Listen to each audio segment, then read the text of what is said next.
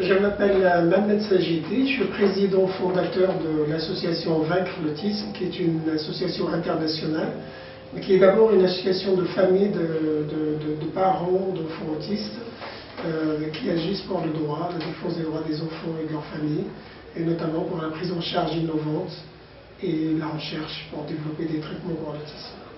Alors l'association Vaincre l'autisme, elle existe depuis janvier 2001, sous le nom Léa pour Samy, qui sont les prénoms de ma fille et de mon fils. Ma fille étant donné que c'est elle qui m'a alerté sur la situation de mon fils. Et donc comme ça, l'association a pris ce nom-là, Léa pour Samy, jusqu'en septembre 2010, où elle est devenue tellement importante qu'elle a été obligée d'adapter le nom à l'action qu'elle mène et à son niveau d'action internationale. Et du coup, elle a changé le titre, elle est devenue Vaincre l'autisme. Le travail qu'on a fait jusqu'à maintenant, c'est un travail vraiment de communication intensif sur les formations, des congrès, des conférences. On a intégré les prises en charge innovantes en France et on s'est battu pendant des années pour que le gouvernement français puisse financer ce genre de prise en charge d'abord en expérimental et on continue maintenant pour que ça puisse se généraliser sur tout le territoire. D'abord, l'association Vaincre l'autisme, elle agit pour la défense au cas par cas.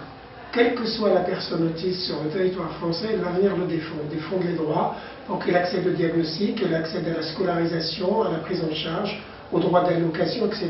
Ça, c'est au cas par cas. Elle est nationale d'abord parce qu'elle défend la politique nationale pour l'évolution de la situation des personnes autistes, mais elle est aussi internationale puisqu'elle a mené les mêmes actions au Maroc, où il y a une antenne nationale au Maroc également, au Cameroun, à l'île de la Réunion, même si c'est en France, c'est quand même l'île de la Réunion, et notamment en Tunisie.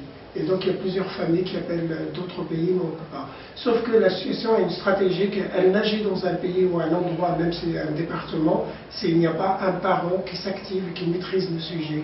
Donc c'est comme ça qu'elle se développe, c'est pas elle qui cherche à se développer, c'est l'appel des familles qui l'a fait pousser à agir pour les aider. C'est une stratégie de transfert de compétences, de mobilisation et stimulation des parents pour qu'ils soient actifs pour la prise en charge de leur enfant. Pour nous, c'est la meilleure solution pour agir tout de suite contre l'autisme. L'implication des parents est indispensable. Les exemples sont beaucoup et ils comptent par milliers aujourd'hui, mais je vais donner quelques cas. Si je pars de mon fils qui n'a pas été diagnostiqué jusqu'à l'âge de 10 ans, il a fallu que je le découvre seul. À l'âge de 14 ans, il était destiné à la psychiatrie lourde par l'automutilation, la violence et la prise en charge inadaptée des hôpitaux psychiatriques. Et aujourd'hui, il est autonome à 99% par la prise en charge qu'on a mis en place. En 10 ans, on a une évolution complètement gigantesque au niveau de l'état de santé, au niveau du développement de la personne.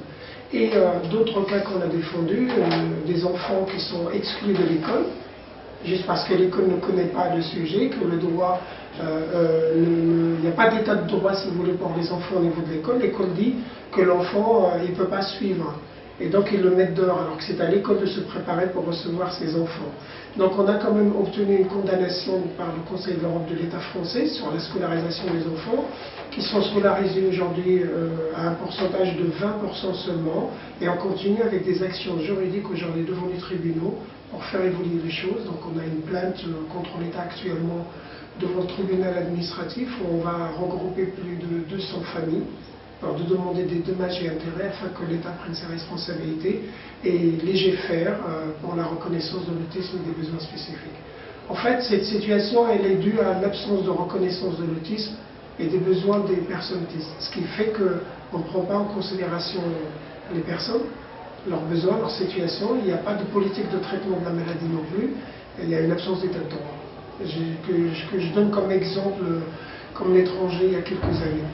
Donc on a besoin de reconnaître ce droit, et après les moyens c'est autre chose. Que l'État ait le moyen ou pas, pour nous c'est une deuxième partie. D'abord il faut reconnaître le droit, pour faire cesser les souffrances des familles par cette exclusion institutionnelle, administrative et sociétale. Dans l'avenir, j'ai un objectif et une vision. L'objectif c'est de régler la situation de l'autisme en France, et la vision c'est de vaincre l'autisme, d'où le nom de l'association, afin de faire de la recherche pour découvrir les causes de l'autisme. Nous ne connaissons que 10% des causes aujourd'hui. Il nous faut découvrir encore 90 Le fait de découvrir ces causes, on va découvrir des traitements et on va pouvoir réduire des symptômes de l'autisme. Je ne pense pas qu'il y aurait un médicament ou un traitement pour l'autisme, mais plusieurs traitements pour plusieurs symptômes.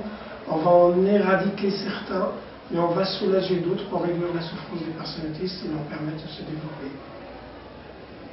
Alors pour le congrès d'autisme PACA à Draguignan, je trouvais déjà qu'il était très bien organisé pour peu de moyens, déjà, ce qui est formidable.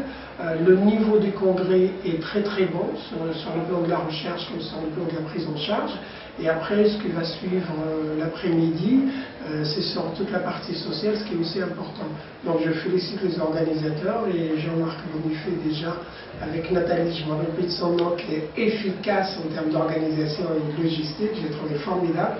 Et heureusement que ces deux personnes sont actives, parce que c'est ces énergies-là, qu'est-ce qu'ils font? Ils font apporter l'information et la connaissance. Et ce qui est important, c'est sur 400 personnes, il y a à peu près 300 professionnels, ce qui est pour nous fondamental, parce que c'est ces personnes-là qui vont aider les enfants autistes. Donc ça me touche beaucoup de voir ces professionnels de se mobiliser pour récupérer de l'information.